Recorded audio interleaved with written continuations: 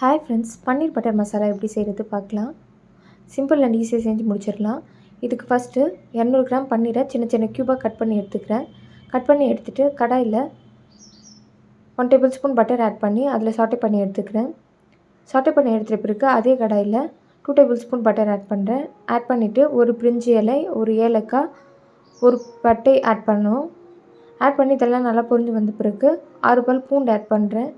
6 பல் பூண்டு, சிறிய துண்டு இஞ்சி ஆட் பண்ணணும்.